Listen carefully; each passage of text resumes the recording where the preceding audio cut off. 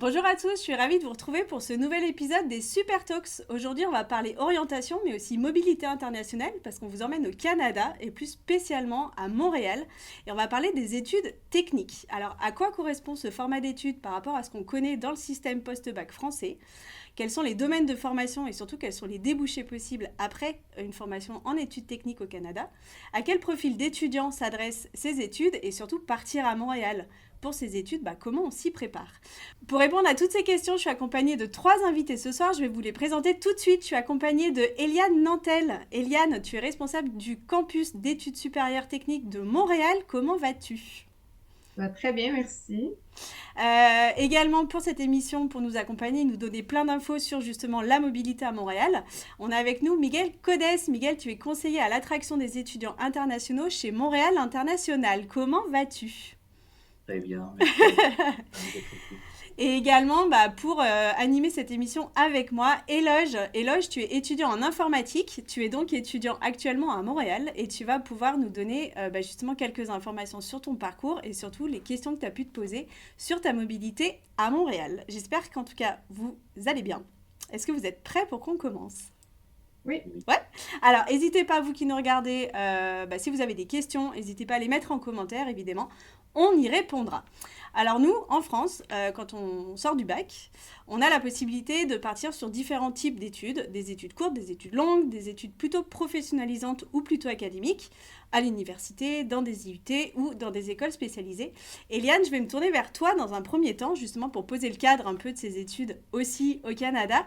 Est-ce que l'offre de formation finalement en post-bac, ça va être la même au Canada et est-ce que les structures d'accueil vont être les mêmes qu'en France? c'est sûr qu'il y a certaines différences. Nous, on pourrait faire le parallèle du BTS par rapport à nos études à nous au Québec, parce qu'il Mhm. faut savoir que le Cégep, c'est le premier niveau d'études supérieures au Québec. Alors, c'est quoi un Et cégep? Parce qu'on un Cégep, on va beaucoup utiliser cette terminologie. Ça correspond à quoi comme type d'établissement? en fait, c'est ce que nous, c'est la partie où on est entre les études secondaires et l'université. Mhm. Alors, il s'agit de petits établissements. Quand je dis petits, on parle entre 3 000 et 9 000 étudiants. Ouais. Et donc, ce sont tous des jeunes qui ont plus ou moins le même âge. Donc, on parle à peu près de 17 à 20 ans pour la Mhm. grande majorité. Et puis, on offre principalement deux types de formation. Donc, une formation pré-universitaire, donc le mot le dit qui prépare à l'université pendant 2 ans, et des formations techniques sur 3 ans. Et donc, au terme de ça, soit que l'étudiant continue à l'université ou il peut aller directement sur le marché du travail, mais ce sont tous des diplômes d'État qui sont reconnus. D'accord. Donc nous, là, ce soir, on va se concentrer sur les études techniques et on va justement approfondir un peu pendant cette émission en quoi ça consiste. Donc, pour bien comprendre, les études techniques au Canada, ça va être un peu l'entre-deux entre un BTS chez nous et un BUT. Parce que justement, il va y avoir un côté très professionnalisant et on va en parler. Et on est plutôt sur une filière d'études, comme on peut dire, courte, parce qu'on est plutôt sur un programme en 3 ans, 2 ans, 3 ans. C'est ça? Oui, exactement. Oui. Est-ce qu'au Canada, justement, dans ces filières techniques, il y a des domaines d'études qui sont plus privilégiés quand on veut faire une mobilité ou pas? Mhm. En fait, c'est sûr qu'il y a une grande pénurie de main-d'œuvre dans plusieurs domaines au Québec et à Mm. Montréal aussi. On parle surtout des domaines de la santé, Ouais, de l'ingénierie, de l'éducation et des technologies de l'information. ouais, Donc, c'est quatre grandes familles pour lesquelles on a quand même beaucoup de place au niveau des admissions et beaucoup d'emplois au terme de cette formation-là. ouais. Et pourquoi spécifiquement dans ces filières-là? Oui, c'est ça. Comme je disais, on a besoin d'employés. Il y a beaucoup de multinationales, de grandes entreprises, PME, en fait, toutes les Mm. entreprises, pardon, cherchent des finissants dans ces domaines-là et nous, on les prépare vraiment bien aussi avec cette formation technique-là sur 3 ans. Donc, ils ont beaucoup de travaux d'équipe, beaucoup de simulations, ils font des stages. Donc, les employeurs se les arrachent pas mal au Québec. D'accord. Et les études techniques, elles vont s'adresser plutôt à quel type de profil d'étudiant? Qu'est-ce qu'on va chercher? Bon, on l'a un peu dit tout à l'heure avec le côté professionnalisant, mais qu'est-ce qui finalement va faire qu'un étudiant, peu importe pour le moment d'où il vient, va vouloir plutôt faire une poursuite d'études dans ces domaines-là? Ben, en fait, que ce soit ces domaines-là ou une autre D'autres? technique qui pourrait être un peu à part, ce sont des étudiants qui souvent sont plus justement appelés à aller sur le marché du travail plutôt qu'à poursuivre des études de longue haleine, mais Ouais, aussi c'est souvent des domaines qui sont à la fine pointe de la technologie. Si ok. on pense juste à nos laboratoires qu'on a dans les cégeps pour les préparer, pour les pratiquer, Hmm. c'est des gens qui vont être curieux par rapport à la technologie, que ce soit en santé, ou même en éducation, on a des classes de simulation et tout. Euh, et évidemment, en ingénierie, il va sans dire. Donc, c'est sûr que c'est des gens qui ont un intérêt pour, euh, Ces pour nouvelles faire de la technologies. technique Ouais. davantage. Puis, évidemment, ça s'adresse à des étudiants qui peuvent venir de différents niveaux d'études, c'est-à-dire qu'on suggère fortement d'avoir le bac en poche, le bac Ouais. français, mais ça peut être aussi des étudiants qui sont en licence et qui veulent revoir un peu leur plan d'études, Ok. qui veulent se réorienter parce que leur choix était peut-être pas le bon au départ. Donc, c'est Hmm. pas juste aux gens qui sortent du bac, mais aussi ceux qui ont des bac +2, +3, etc. Mais par contre, alors ça, je pense que c'est important de le préciser, si effectivement on est dans une démarche de réorientation, on va quand même recommencer, enfin commencer son cursus d'études techniques à la première année.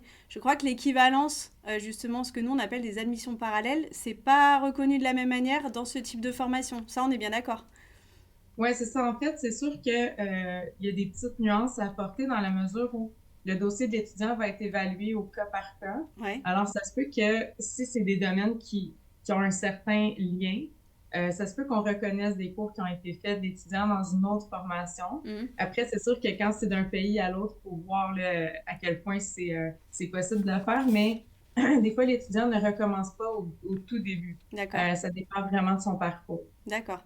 Mais en règle générale, on commence plutôt première année et on fait les trois Ouais. ans de formation d'études techniques. Il y a quand même un âge minimum ou maximum justement pour rentrer dedans?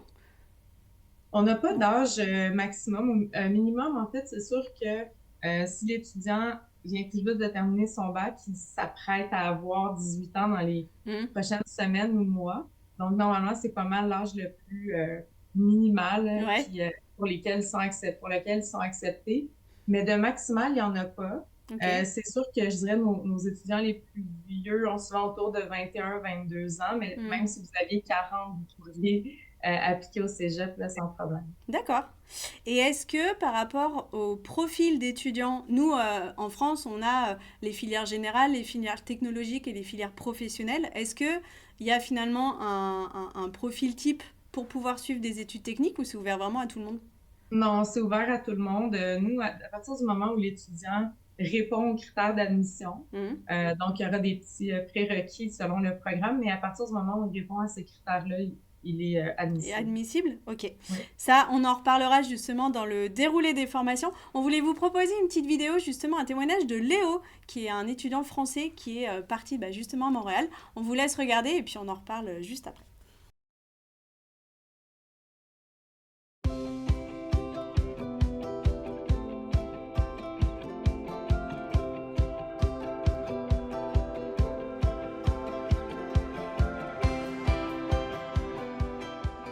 Bonjour, je m'appelle Léo Remani, je viens de France et je suis en première année d'études de génie civil au collège Antique. Donc j'ai choisi Montréal parce que j'avais envie de faire des études à l'étranger. Et j'ai entendu parler du cégep, du bouche à oreille. Et du coup je me suis lancé dans la grande aventure de Montréal. Je suis entré au cégep sans vraiment savoir ce que c'était. Et je me suis tout de suite retrouvé très facilement, très aisément. C'était comme une grande famille, je me sentais très à l'aise rapidement. J'ai choisi le cégep tout d'abord pour l'équipe sportive, mais aussi pour mes études. Donc je fais partie de l'équipe sportive du collège Antique en volleyball. Grâce à mon entrée dans cette équipe sportive et grâce à mon coach, j'ai pu trouver un emploi très facilement sur le campus. Donc je travaille au café étudiant. Donc c'est un emploi qui est vraiment très agréable. On partage plein de trucs, j'ai découvert plein de nouvelles têtes, plein de nouveaux profs avec qui je sympathise. Et l'ambiance c'est vraiment folle. C'est vraiment très agréable de travailler. C'est même pas un travail, c'est plus du fun. Je suis content quand je me lève le matin, même si je me lève tôt. Je sais pourquoi je me lève et je suis content quand je me lève. Si c'était à refaire, je pense que j'aurais fait cette tête baissée. L'ambiance est tellement incroyable que je pense que je pourrais même y vivre jusqu'à la fin de mes jours. et que l'ambiance étudiante est très très agréable, que les gens sont vraiment gentils.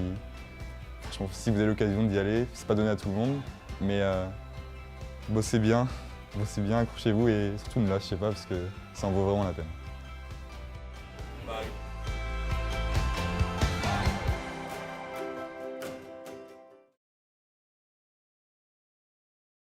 Éloge, justement, bah, toi aussi, tu es étudiant, tu as fait le choix de partir faire tes études à Montréal. Est-ce que tu pourrais très rapidement nous parler de ton parcours et pourquoi justement des études techniques à Montréal? J'avais déjà commencé les études en informatique au Hmm. Togo, je viens du Togo. J'ai une licence en génie logiciel. Ouais. Donc tout de suite après ma licence, je travaillais déjà, mais j'étais plus dans le côté administratif que technique. Hmm. Donc après 2 ans, j'ai juste voulu reprendre les études, être plus côté pratique, être, disons, celui qui est derrière la conception, non, celui qui est derrière le codage plutôt que la conception. Ouais. Donc, dans ce cas, donc, c'est ça, j'en avais discuté un petit peu avec la famille. J'ai mon frère qui est ici. Ah. Donc, il m'a dit pourquoi pas essayer le Canada et Hmm. c'était lui qui m'a un petit peu orienté sur la voie du cégep. Ok. Et franchement, que je connaissais pas ce que c'est qu'un cégep, donc c'était une découverte pour moi. Hmm. Mais quand même, c'est une bonne découverte quand même. J'ai aimé. Et en quoi c'était différent de ce que tu as connu justement dans la première partie de tes études? C'est quoi qui t'a plu justement dans le cégep?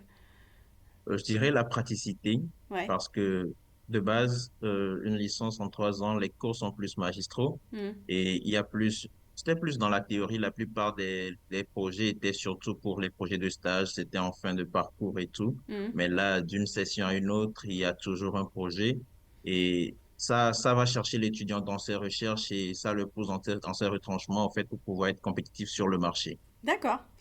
T'as des... Comment ça s'est déroulé, toi, la formation justement dans laquelle tu es rentrée à Montréal? Déjà, par rapport à ce qu'on disait avec Liane juste avant, tu as commencé ton parcours d'études techniques en première année, ce qui correspond à la première année au Canada, ou tu as réussi à rentrer en cours de route parce que tu as réussi à évaluer, à faire reconnaître un peu certaines compétences? Les compétences qui ont été reconnues sont les cours généraux Ok. comme les cours de philosophie et autres qui ont été crédités Mhm. en dehors, mais par rapport à tous les cours techniques Mhm. qui sont affiliés à ma formation, même si je les avais déjà faites, vraiment, ils ont jugé digne que je les reprenne Ouais. et je m'en porte quand même bien. C'est quand même, je revis ce que j'avais déjà fait, quand même, Ouais. ça permet d'avoir plus de matière et Mhm. d'être plus performant. En règle générale, Eliane, justement, sur un cursus d'études techniques, bon, on l'a compris, on le comprend bien, la place de la professionnalisation, mais dans les grandes lignes, la part de cours magistraux, projets de groupe, ça va être quoi finalement? Une semaine type ou un mois type quand on est à l'école? Ben, en fait, moi, je peux répondre comme professionnelle, mais et là, je pourrais répondre encore plus Il dans nous la dira. mesure où c'est lui qui l'a vu. Puis ça va varier, en fait, selon l'année d'études dans laquelle on est. Ok, Parce que c'est sûr qu'en première année, on fait moins de pratico-pratique. ouais. Encore là, il y a des techniques pour lesquelles les étudiants vont être plongés dans la technique dès le départ parce Ok. que ça l'oblige. Euh, mais sinon, c'est ça. Donc, c'est sûr qu'en troisième année, les premières années, on parle quand même de plusieurs cours magistraux, sauf qu'il y a toujours une portion pédagogie active où l'étudiant est au cœur de son apprentissage. Puis en fait, l'étudiant va démontrer ses compétences puis sa compréhension par des projets d'études, par des simulations, euh, qu'importe ce que c'est en entreprise ou quoi que ce Hmm. soit. Et à la fin du parcours, souvent, ben, presque tout le temps, il y a un stage obligatoire qui Ok, est la moitié de l'année pratiquement, donc toute une session complète. Une ok. session étant sur 4 mois. Donc, l'étudiant est à temps plein en stage. Par contre, pour faire la distinction avec des BTS ou avec des programmes de DUT, par exemple, il n'y a pas Hmm. d'alternance stage-études pendant la session. Donc, c'est vraiment des cours, sauf qu'on intègre beaucoup de pratiques parce que Ouais. les laboratoires sont très, très Mais, similaires à ce qu'on voit sur le marché du travail. d'accord. Et donc toi, Eloge, t'as eu l'occasion déjà justement de mettre en pratique et de faire des stages? Pas encore de Pas encore? stage. Et est-ce Ouais. que, est-ce que pour trouver ton stage, parce que bon, si on n'est pas, déjà que c'est pas facile de base, des fois de trouver des stages, comment ton établissement t'accompagne justement dans cette recherche de stage? Il y a une structure qui est là pour nous aider. Ok, Quand on approche la dernière session, genre la session du stage, il y a nos dossiers qui sont envoyés dans les différentes structures et nous sommes nous aussi sollicités si nous avons des préférences vers d'autres entreprises. On Ouais. peut en faire les propositions et envoyer nos documents, nos Ok. demandes aussi. L'établissement en fait pareil aussi et par rapport à ça, on nous affecte les directeurs de stage et les maîtres de stage par rapport, que ce soit en entreprise Hmm. qu'à l'établissement, pour un D'accord. suivi. Ok. Et alors, une fois qu'on a fait son cursus, suivi son cursus, fait ses stages, appris plein de choses en cours, justement, une des caractéristiques, c'est que justement, les débouchés, on en a très rapidement parlé déjà, il y a pas mal de débouchés et on sait que bah, c'est vrai qu'au Canada, ça recrute. En tout cas, les facilités d'embauche après études, c'est quand même reconnu justement pour ça. Est-ce que, Eliane, tu pourrais nous donner un peu des illustrations de postes qu'on peut occuper dans chacune des quatre filières dont tu nous as parlé, qui sont donc justement des filières en tension, et comprendre un peu justement quel type d'emploi on peut occuper après ces études techniques. Oui. Ben, en fait, si on parle, on va regarder les quatre grandes familles. Donc, si on parle au niveau de l'ingénierie, on peut donner des types d'emplois comme technicien en génie mécanique, génie civil, électrique, logiciel. Donc, c'est très, très vaste Ouais. comme domaine. Et puis, au Québec, on a plusieurs employeurs, surtout dans ce domaine-là. Donc, si je donne un exemple d'employeur, il y a CAE qui est une multinationale qui fait des simulateurs d'avions, par exemple, ou on a Hydro-Québec au niveau de, bon, c'est le fournisseur en hydroélectricité au Mhm. Québec et qui engage beaucoup, puis des salaires d'entrée juniors, on peut parler d'autour de 48 000 pour commencer. Mhm. Sinon, au niveau de la santé, il y a les infirmières, les technologues de laboratoire, les techniciens, techniciennes en diététique. Euh, et ça, ils peuvent travailler dans toutes sortes de milieux, autant privés que publics, donc les hôpitaux, les universités, Ouais. les centres de conditionnement physique. Et encore là, ça tourne. Les infirmières, c'est sûr que c'est peut-être un peu plus élevé, donc on parle entre 50 et 60 000 en commençant. Mhm. Sinon, les autres domaines que j'ai nommés, c'est 45 à 50 000 par année. Au niveau de technologie de l'information, on parle de un peu comme ce que Eloge fait, donc développeur d'applications web, mobile, Ouais. analyste de données, administrateur réseau. Là, on parle plus de 65 000 souvent. Ouais. Euh, Ça varie évidemment là, si on est dans une grande entreprise, Ouais. privée, publique, mais on peut parler de ça. Puis au niveau de l'éducation, nous, ce qu'on offre surtout, c'est des techniciens, des techniques de loisirs, en fait. Donc, technicien en loisirs, technicienne en éducation à l'enfance. Ok. Et c'est entre 38 et 42 000 par année pour commencer. Mhm. Euh, et on en a besoin beaucoup, comme je disais. Donc, c'est sûr qu'il y a toutes sortes de domaines, toutes Ouais. sortes de postes qui s'ouvrent. Il y en a peut-être qui n'existent même pas, qui vont ouvrir aussi dans les prochaines années. Ouais. Euh, donc voilà, la place est là. Il y a beaucoup de choix. Il y a de la place, effectivement. Est-ce que, justement, à l'issue de son parcours en études techniques, la reconnaissance, donc évidemment, bah, c'est très adapté à ce que recherchent les entreprises au Québec, mais si demain j'ai envie de revenir en France au bout d'un moment, quelle est quand même l'équivalence de reconnaissance du diplôme? Ouais. Ben, en fait, nos diplômes sont tous reconnus parce qu'il y a eu une entente en 2008 entre la France et le Québec qui, Mhm. justement, fait une reconnaissance mutuelle des études, des compétences et tout. Donc, donc c'est ça. Donc, un étudiant français qui vient faire une technique au Québec peut retourner en France Ouais, et travailler avec sa technique. d'accord. Par contre, pour ce qui est des métiers où il y a comment dire, Ou- il y a un ordre professionnel derrière. Là, ça se peut qu'il y ait une petite mise Mhm. à jour ou examen pour avoir le permis pas le permis de travail, mais le permis d'exercice, Ouais, comme les infirmières, par exemple, oui. ce genre de domaine-là. Mais sinon, c'est ça, l'entente qui avait été signée en 2008 permet cette réciprocité-là. D'accord. Ce qu'il faut quand même souligner, parce que ça reste très important et une vraie caractéristique quand on parle d'entente entre la France et le Québec, justement au niveau des études techniques, c'est que les étudiants français n'ont pas de frais de scolarité. Et ça, c'est Voilà. quand même un bel argument. Est-ce que tu peux nous en parler rapidement de ça, justement, Eliane? Oui, oui, c'est ça. Ben, en fait, ça m'a amené là, puis je me demandais si on allait sur cette voie-là. Évidemment qu'on va en parler. Ouais, c'est ça. Ben, c'est l'autre gros avantage pour les étudiants français. Et quand on dit étudiants français, c'est ceux qui sont nés en France. Donc, ça Ouais, peut pas être un étudiant d'un autre qui est né dans un ouais. autre pays.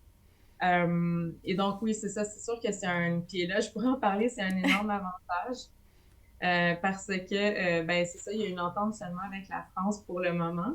Et ça fait en sorte que l'étudiant français fait les mêmes frais de scolarité qu'un étudiant québécois. On parle de gratuité parce qu'il n'y a pas de frais de scolarité en tant que tel. Ouais. Par contre, il y a des frais afférents qui sont moindres. On parle d'à peu près 400 $ par année. Et bon, le matériel, etc., etc. Mais à la base, frais de scolarité, il n'y en a pas. Donc, oui, c'est un énorme avantage.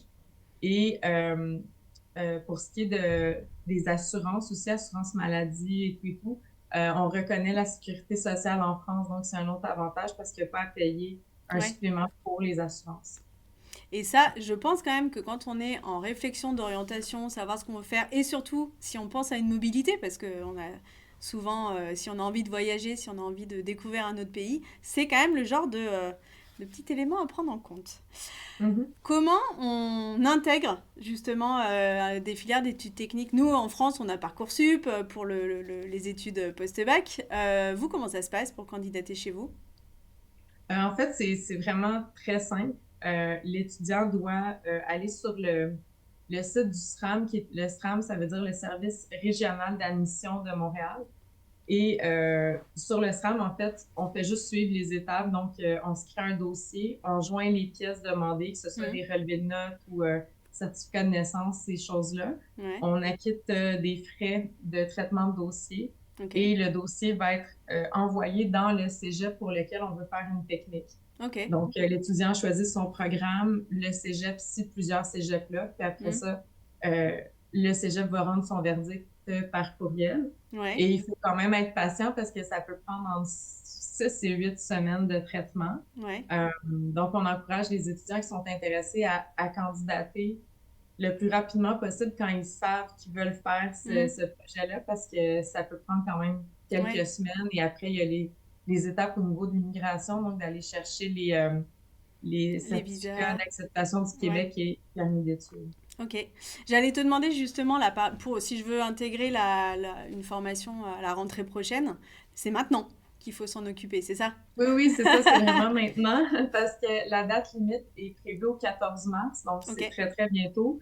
Par contre, c'est sûr que si on attend le 14 mars, avec le temps de traitement, des fois, il y a même un petit peu plus de délai. Nous, c'est sûr que un étudiant international qui n'a pas ses dossiers d'immigration ne peut pas commencer sa session à la fin du mois d'août. Donc, oui, commencez à vous Et j'ai une petite question pour toi, Éloge. Comment, alors pour ceux qui nous suivent souvent sur notre chaîne DigiSchool, on dit allez aux journées portes ouvertes, allez rencontrer les établissements. C'est quand même la manière la plus simple déjà de s'immerger un petit peu justement sur les campus et d'aller poser des questions. Quand on n'est pas sur place, et toi typiquement, par rapport à l'établissement que tu as choisi, comment tu as fait pour te renseigner? Ça a été quoi tes démarches? Tu t'es appuyé sur quoi? Je me suis appuyé sur mon frère qui était déjà présent. Ouais. Donc, il était déjà présent ici. Donc, il a fait les recherches pour moi. Ok. Et par rapport à quelques recherches, il m'avait soumis quelques établissements. Donc, moi-même, j'étais parti sur le site de ces établissements. J'ai vu un petit peu le canevas et comment ça se passe. Et tous ensemble, on a essayé de faire un choix. Ok. Par Mais si rapport... je peux, Vas-y. je peux rajouter un petit plus peut-être, c'est que il y a plusieurs cégeps qui ont des portes ouvertes virtuelles. Donc, puis c'est en ce moment souvent que ça se passe, c'est au début des sessions. Puis s'il y a des programmes qui les intéressent qui commencent à l'hiver, donc il y a des programmes des fois qui commencent en milieu d'année. Il y a aussi des portes ouvertes virtuelles à l'automne. Donc, peut-être se promener sur les sites des cégeps pour voir ce qui est offert. J'allais te demander justement si ça faisait partie aussi des choses que vous mettez en place pour que les étudiants puissent au moins vous contacter et puis s'immerger un petit peu dans ce qui pourrait les attendre. Par rapport aux modalités d'admission, est-ce que, Eliane, vous allez regarder des critères particuliers? Est-ce qu'il faut un niveau académique particulier? Est-ce que vous allez demander d'avoir le TOEIC ou le TOEFL, par exemple, même si c'est francophone? Est-ce qu'il y a quand même des attendus particuliers ou c'est vraiment ouvert à tout le monde et c'est la motivation qui va jouer? C'est dur, beaucoup hein? la motivation qui va jouer. Parce que, comme je disais tantôt, oui, on a des prérequis pour certains programmes. C'est sûr qu'il y a des programmes qui sont plus, pas techniques, mais on va demander plus de prérequis, exemple, Mhm. d'avoir un portfolio si c'est plus au niveau des heures ou quoi que Oui. ce soit. Par contre, la grande majorité des programmes, ce qu'on va demander, c'est plus d'avoir, mettons, les mathématiques de la 11e année ou des fois maths, chimie, physique justement de la 11e année parce que Mhm. c'est un domaine qui est plus scientifique. Mais c'est vraiment au niveau académique Mhm. et on ne demande pas d'avoir une note particulière dans Ok. Ces ces cours-là. filières-là, En fait, ouais. on demande tout simplement de les avoir réussis. Ok. Et au niveau des tests de langue, c'est sûr que si un étudiant voulait intégrer un cégep anglophone, il faudrait effectivement qu'il passe un test de langue anglaise, mais pour les Français, les étudiants français, ils n'ont pas à passer de test de langue, évidemment, pour un collège francophone. D'accord. Donc, si on récapitule très rapidement avant de s'adresser à toi, Miguel, pour qu'on parle de la vie au Canada, les inscriptions, c'est maintenant. Les études techniques, donc c'est plutôt des études, ce qu'on va dire courtes, parce que ce sont des programmes en 3 ans qui sont très professionnalisants. Tu l'as dit, Eliane, on va suivre des cours, on va suivre des projets pendant qu'on est dans notre établissement d'accueil, donc le cégep, mais on a aussi des grandes périodes de stage. Et c'est maintenant.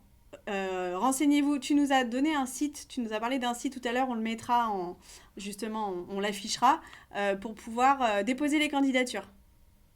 Oui, il y a le site pour déposer les candidatures et il y a notre site aussi de CES Montréal, du campus d'études supérieures techniques, sur lequel les étudiants peuvent d'abord se renseigner sur les programmes, puis ensuite candidater sur le site du SRAM. Ok, on vous mettra évidemment toutes les infos. Miguel, partir au Canada, ça s'improvise pas quand même, hein. C'est quoi les démarches Alors déjà, est-ce que anticiper son arrivée à Montréal, ça se fait une fois qu'on a complètement notre réponse définitive, savoir qu'on est accepté, ou est-ce qu'il faut quand même l'anticiper un peu avant? C'est sûr que je conseille de l'anticiper un peu avant parce que oui, on choisit un établissement, mais on choisit aussi une nouvelle vie dans un Bah nouveau ouais. pays. Donc, c'est sûr qu'il faut être sûr de son coup. Euh, D'après ce que j'entends souvent des étudiants de partout, mais particulièrement des étudiants français, c'est qu'ils sont contents de leur choix, mais il Ouais. faut savoir où est-ce qu'on va. Donc, c'est sûr que nous, sur notre site Je choisis Montréal, on a plein de ressources pour les étudiants internationaux. On a beaucoup de témoignages d'autres étudiants, Mm. beaucoup qui ont fait justement les cégeps. Et on a aussi des articles sur des aspects de la vie courante, comme, je sais pas, comment ouvrir un compte bancaire, Mm. quelle est la météo à Montréal, parce que ça Ouais. peut faire peur à certains, les quartiers à Montréal pour s'y retrouver, je ne sais pas, les systèmes de santé, Mm. tous ces genres de choses OK, sont peut-être secondaires dans les projets, mais qui sont quand même très importantes. Donc, c'est sûr que j'encourage les étudiants à anticiper tout ça, à aller se renseigner et notre site est vraiment une mine d'informations Ouais. pour cela. Donc, je pense que c'est bien de commencer, au moins si pas avant, en parallèle. Ouais. Et pourquoi Montréal? Pourquoi on choisit d'aller à Montréal? Il y a beaucoup de raisons. Déjà, bah, Eliane a parlé du système d'éducation, notamment au niveau des cégeps, qui est très intéressant. Ouais. Mais sinon, c'est sûr que Montréal est une ville extrêmement dynamique d'un point de vue culturel, Mm. avec beaucoup de festivals. Les gens seraient surpris parce qu'ils peuvent se dire l'hiver, il neige, il fait froid. Mais non seulement la vie continue, Ouais. mais il y a des activités toute l'année. Je pense maintenant au festival qui se fait au Vieux-Port, plein air, avec des températures de -10, -20 Ouais. et je sais pas, qui est sold out pendant quelques semaines. Donc, juste pour vous donner un peu une idée De justement l'atmosphère et de... oui, de l'atmosphère ici à Montréal. Et puis, évidemment, les possibilités d'emploi par la Mm. suite. C'est sûr qu'on est dans un très bon moment de ce point de vue-là. Eliane a parlé des opportunités. Quand on est étudiant et qu'on obtient un diplôme ici, on a accès à un permis de travail post-diplôme et qui nous permet de rester pendant quelques années, là, en général la même durée que le diplôme, donc 3 ans, Ok. où on peut se chercher une première expérience professionnelle. C'est sûr que les gens qui font un diplôme ici ont d'autant plus de chances de commencer une carrière professionnelle dans leur domaine. Mm. Donc, encore une fois, c'est toute une chance. Et puis, je pourrais dire aussi, Montréal, c'est une ville qui est très appréciée par les étudiants. C'est une ville qui est extrêmement diverse. C'est une ville qui est aussi très sécuritaire. Ouais. L'une des villes les plus sécuritaires en Amérique du Nord quand on compare entre les villes des États-Unis et du Canada. Et puis, c'est une ville où le coût de la vie est un peu moins élevé que dans d'autres villes canadiennes. Mm. Parmi les grandes villes, la moins chère. Ouais. Mais même encore quand on la compare avec des villes européennes, des capitales comme Paris, c'est une ville où tout coûte un peu moins cher, ce qui fait Mm. en sorte que quand on évalue, on s'est dit, ah bah, entre peut-être aller dans une grande ville en Europe et venir ici, ok, il y a un coût, peut-être billet d'avion, Ouais. etc. Mais quand on sait qu'on ne paye pas de frais de scolarité, quand on sait que de façon générale, le coût de la vie est moins élevé, Ouais. ben, on va sortir gagnant et en plus, on aura un diplôme étranger. Mm. Donc, bref, beaucoup de raisons pour choisir Montréal. Et en tant qu'étudiant, quand on suit son cursus d'études techniques, est-ce qu'on a quand même le droit d'avoir un petit job étudiant? Absolument, Ouais. absolument. En fait, on peut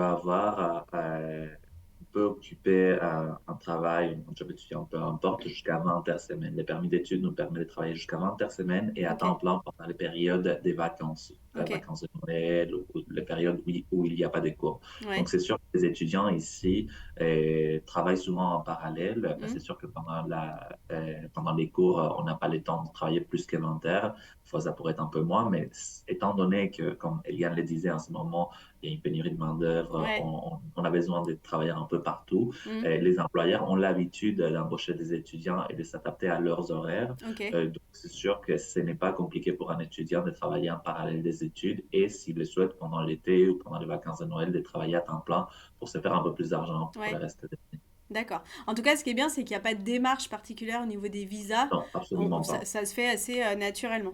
Euh, Exactement. et là, la vie étudiante à Montréal, ça ressemble à quoi?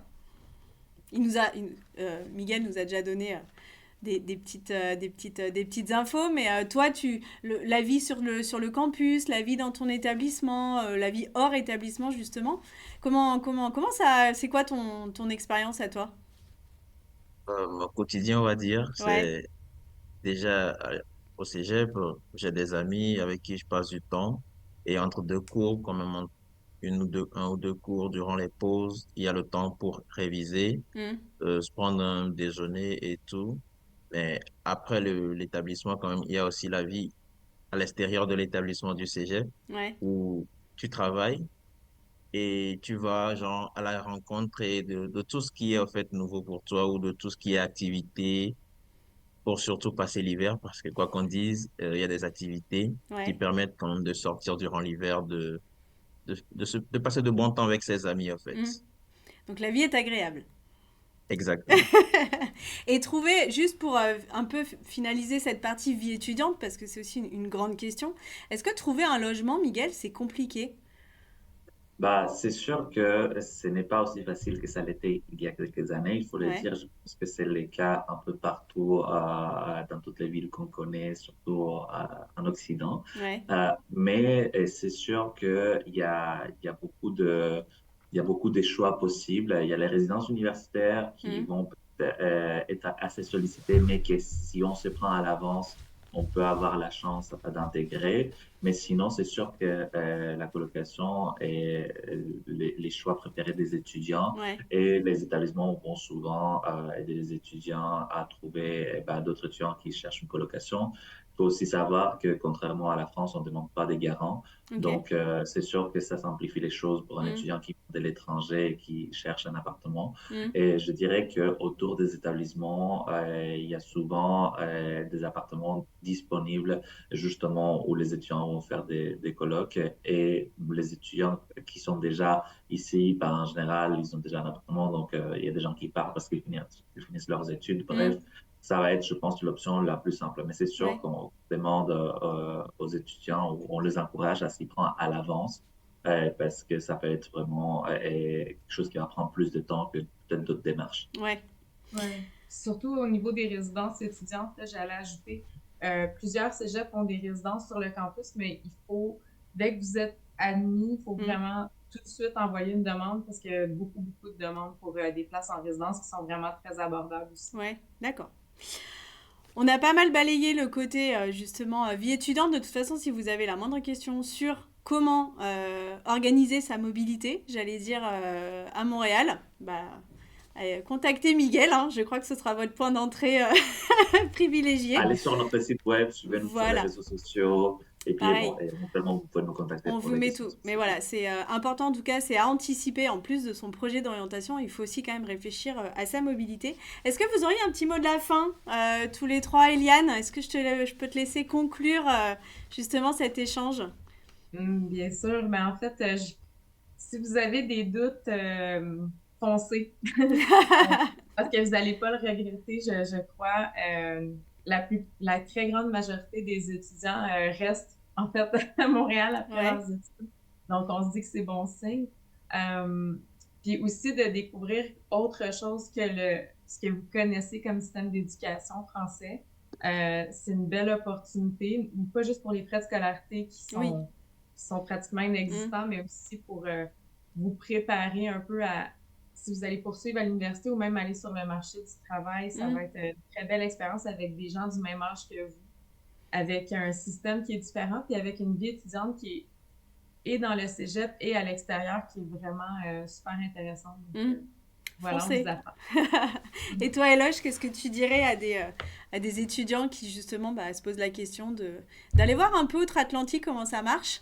Qu'est-ce que tu leur dirais? Tout simplement de ne plus douter, de ne plus se poser de questions, vraiment d'y aller Mm. parce que c'est une belle expérience. C'est déjà une belle expérience de découvrir un nouveau système éducatif Ouais. et ça permet aussi de découvrir une nouvelle culture et une nouvelle communauté. Quoi qu'on dise Montréal, maintenant c'est cosmopolite, donc il y a de tout. Mm. Et du coup, genre, français. Et toi, Miguel? Bah, en fait, moi, ce que je peux te dire, c'est que moi-même, j'ai fait les sauts il y a 6 ans de venir ici à Montréal. Je viens d'Espagne, j'ai vécu aussi en France. Et il n'y a pas un seul jour où je regrette. Donc, je pense que je ne suis pas les seuls. Et Mm. je vous encourage aussi à faire les sauts, à tenter votre chance. C'est vraiment une chance pour vous, les Français, d'avoir accès à ce système-là et justement de pouvoir payer moins, mais en plus parce que c'est une qualité Mm. aussi qui est reconnue à l'étranger. Donc, je vous dirais, n'hésitez pas, lancez-vous, vous ne perdez rien pour essayer. Je pense que ce sera un super mot de la fin. On vous mettra évidemment tous les liens pour aller sur le site de Je choisis Montréal et le lien d'inscription dont nous a parlé Eliane tout à l'heure, justement pour bien travailler ce projet-là. J'espère que ça aura attiré votre attention si vous ne connaissiez pas ce principe des études techniques à Montréal. En tout cas, voilà, c'est une porte ouverte à tout le monde de ce que tu nous as dit tout à l'heure, Eliane. C'est que vous sortiez d'un bac général, même d'un bac pro et des bacs technologiques. Voilà, si vous avez plutôt une appétence à vouloir vous former sur un métier assez rapidement, sur un domaine d'activité, et foncez, allez vous renseigner. J'espère qu'on vous aura donné suffisamment d'informations pour que justement vous alliez creuser un petit peu mieux cette voie d'orientation. En tout cas, j'espère que cette émission vous aura plu. Merci à tous les trois pour tous vos Merci. conseils. Et on vous dit à très vite pour de nouvelles émissions d'orientation. À bientôt. Merci.